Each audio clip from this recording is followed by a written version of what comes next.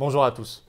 Le Mutant, non, ce n'est pas le dernier film d'Hollywood, c'est la dernière souche de coronavirus, pour être précis, qui porte des mutations. Mutant britannique, parce que ça vient surtout du Royaume-Uni, on va y revenir dans un instant. On ne va pas faire ici une vidéo à caractère médical ou scientifique, on n'en a pas l'expertise, ça n'est pas notre objet. Je vais vous donner quand même les dernières informations les plus précises et concrètes possibles sur ce sujet, avec toujours le caractère le plus vérifié possible de ce que je dis. Mais surtout, on va s'attacher à la possible utilisation et très probable utilisation sociale, sociétale, politique, mais aussi vaccinale de cette affaire du mutant, de ce scénario du mutant.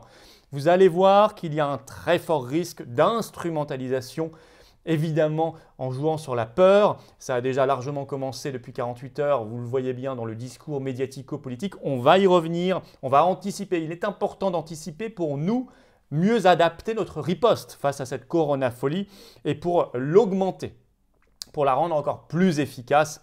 J'ai des choses à vous proposer. Et vous le savez, à ce sujet-là, on va faire un grand événement national début 2021.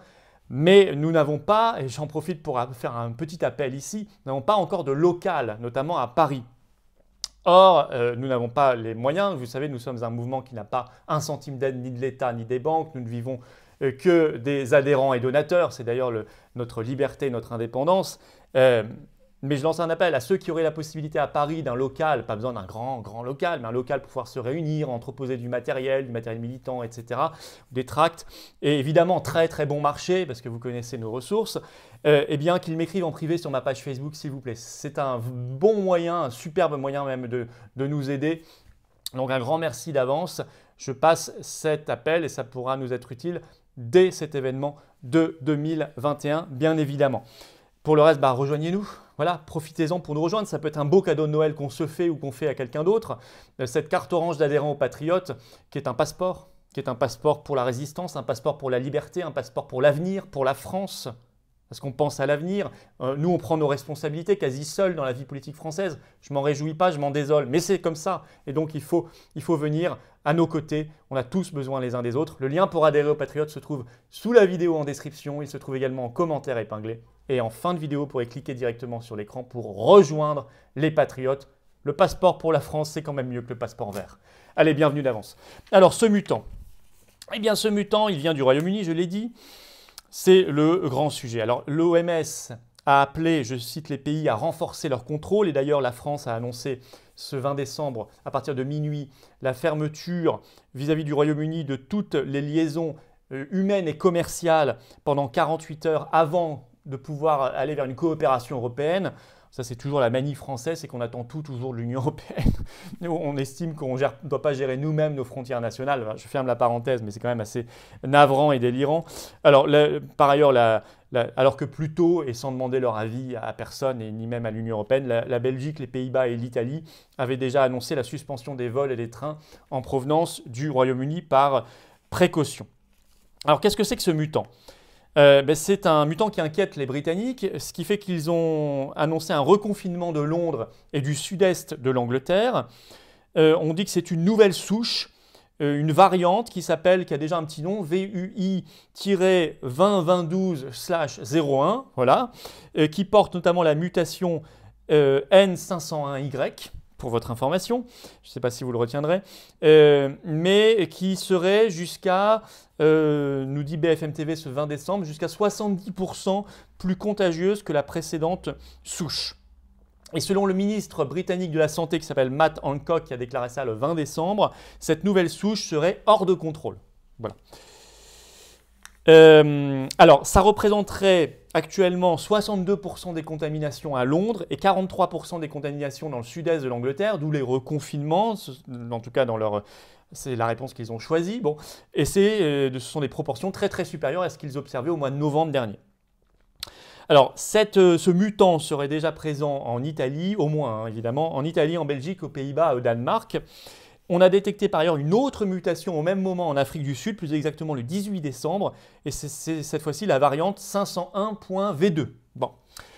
Alors c'est tellement dans l'actualité que la France, Emmanuel Macron a décidé à titre exceptionnel de convoquer ce dimanche 20 décembre à 17 h, donc ça a eu lieu hier soir, un conseil de défense sanitaire exceptionnel consacré aux mutants. D'où la décision ensuite sur les frontières fermées pendant 48 heures. Bon. Alors, il y a quand même une série de questions, une fois qu'on a vu ce tableau, une question, et on va réfléchir un peu sur l'anticipation. Alors, première question qui nous saute aux yeux, c'est que ce n'est pas du tout la première mutation. C'est même tout à fait normal qu'un virus mute, il mute tout le temps.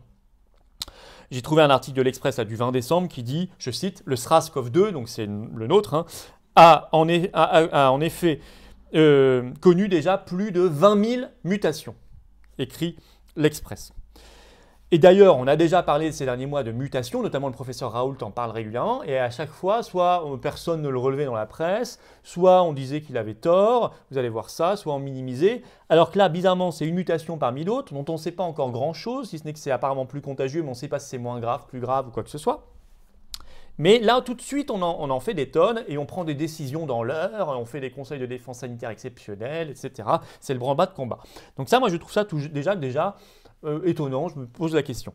Alors, en effet, on peut citer déjà début novembre, vous avez des articles de presse qui disaient une mutation du coronavirus a été détectée dans des visons et transmissible à l'homme. Hein. C'est la fameuse affaire des visons qui ont été abattus notamment au Danemark. Je peux déjà citer un article du journal La Croix du 6 juillet dernier. Un virus plus infectieux après une mutation génétique ? Point d'interrogation. Raoult, je vous le disais, sur Radio Classique le 9 septembre dernier, déclarait ceci. Il évoquait déjà une surmutation du virus. Il disait « Nous, on a détecté 7 mutants qui ont circulé. » Voilà. Et déjà le 2 juillet, la revue scientifique Cell évoquait déjà une mutation, notamment écrivant que fin janvier 2020, il y a presque un an, en Chine a été observé déjà avant de disparaître, puis de réapparaître en mars 2020, un mutant, une mutation qui avait été nommée D614G sur Spike. Bon. Voilà, donc il n'y a absolument rien de nouveau. Alors pourtant, c'était minimisé, ou alors on disait que Raoult racontait n'importe quoi, et puis même qu'il n'y avait pas de mutation. Je vous cite par exemple Jean-François Delfrécy, président du conseil scientifique, quand il a été auditionné le 15 septembre dernier par la commission d'enquête du Sénat, il a déclaré ceci, je cite, « Il n'y a pas de mutation décrite du virus ». Bon. Enfin, c'était bizarre de dire ça puisqu'on savait déjà qu'il y en avait. Bon. Alors là, par contre, on en parle beaucoup. Alors, ce qui est facilement anticipable, puisque c'est leur pente naturelle, c'est que ça va sûrement être utilisé pour renforcer le discours, la stratégie de la peur. Leur pente naturelle au gouvernement, c'est ce discours de la peur. C'est l'utilisation de la peur pour punir, sévir, restreindre, contrôler, interdire, toujours plus, évidemment. Alors, c'est le gros risque. C'est vraiment ça, le risque de ce scénario de la peur renforcé après cette mutation britannique, notamment parce qu'ils voient bien que des peuples ou certaines parties du peuple commencent à réfléchir, à sortir de l'état de zombification, à se réveiller. Et donc, il est fort probable, il faut s'y attendre, qu'il y ait un renforcement de la stratégie de la peur à l'occasion de ce mutant. Je peux déjà vous donner des exemples tout récents. Par exemple, la une au Royaume-Uni du Sunday Times du dimanche 20 décembre. Je cite « Noël annulé par un virus mutant ». Quand même un titre anxiogène. D'ailleurs, Le Monde, le 21 décembre, évoquant cela, parle lui de film apocalyptique. J'avais pas totalement tort donc en parlant d'Hollywood en introduction.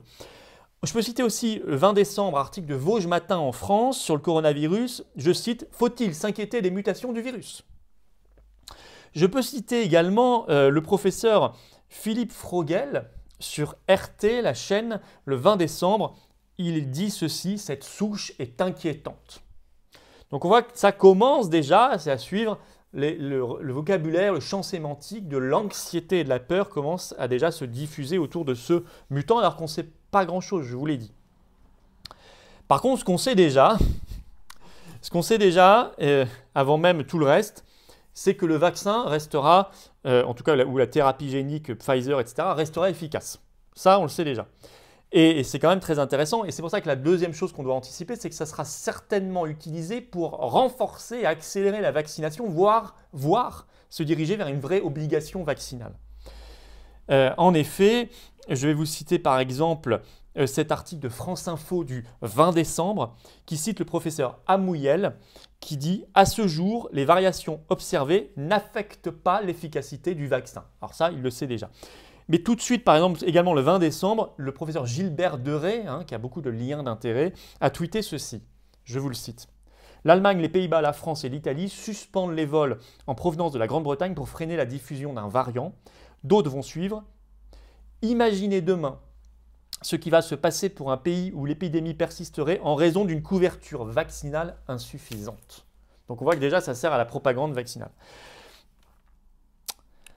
Ça, c'est quand même à noter. Troisième anticipation possible ou probable, est-ce que même en France, puisque nous ne sommes que le 21 décembre, c'est proche mais en même temps ça reste loin, est-ce qu'ils ne vont pas finalement changer leur plan sur Noël avec difficulté finalement de se déplacer, ils vont remettre plus de restrictions possibles, de se rassembler en famille, etc., etc. Tout est possible, tout est possible. Il faut suivre les heures et les jours qui viennent. D'autant qu'il n'y a toujours aucune réflexion sérieuse, officielle, parce qu'il y a des professeurs qui travaillent, etc., mais sur la prévention et le traitement.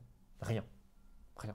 Si on commence à nous dire, il pourrait y avoir dans les recommandations officielles bientôt la recommandation d'utiliser la vitamine D en prévention, ce qu'on a déjà lu et ce que font des médecins depuis 6 mois. Enfin là, on n'en est qu'à ça.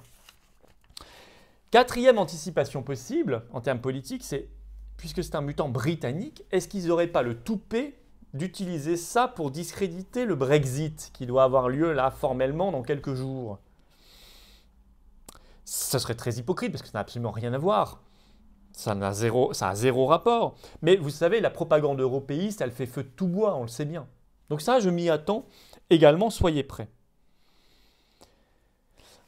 Voilà ce qu'on peut anticiper sur ce mutant. Moi, je crains beaucoup, vraiment l'utilisation de la peur du scénario du mutant pour hypnotiser encore un peu plus les gens, les zombifier un peu plus et imposer encore plus de restrictions. D'ailleurs, ça a commencé dans les pays voisins, puisque je vous ai parlé déjà de confinement, reconfinement, à cause justifiée par le mutant. J'attends de voir en France. Ce qui doit nous imposer de réclamer encore plus cette prévention, ce traitement, des mesures de bon sens, mutant ou pas d'ailleurs, de démasquer la peur et la stratégie de la peur, encore plus. Et je dis ça amicalement à toutes les professions comme les restaurateurs, la culture, l'événementiel, les bars, les discothèques, tout le monde, tous ceux qui sont touchés. Tous ces métiers saccagés en 2020, vu le discours d'anxiété et l'affaire du mutant qui monte partout, je vous donne un conseil amical. Il va falloir vous remuer en 2021, vous mobiliser. Si vous voulez survivre ou même peut-être revivre un jour, normalement, on compte sur vous. Nous, les patriotes, on va prendre nos responsabilités comme on les a prises, toujours. Vous pourrez compter sur nous. Et on est ouvert à tout le monde. Et je vous le dis vraiment amicalement, vous remuez-vous. Bougez-vous. Parce que personne ne le fera pour vous. On ne vous rendra pas des libertés, c'est à vous. C'est vous qui devrez aller les chercher et imposer le bon sens. Voilà, je voulais finir là-dessus. Merci pour le message, pour ceux qui ont entendu le message sur le local à Paris. Et rejoignez-nous. Le lien pour adhérer se trouve ici en description, plus exactement ici en description sous la vidéo ou en commentaire épinglé, et ici directement en cliquant sur l'écran. Rejoignez-nous, c'est la carte orange d'adhérent aux Patriotes, le passeport pour la liberté, pour la résistance, pour la France, et elle n'a pas peur des mutants. Voilà, allez, vive la France!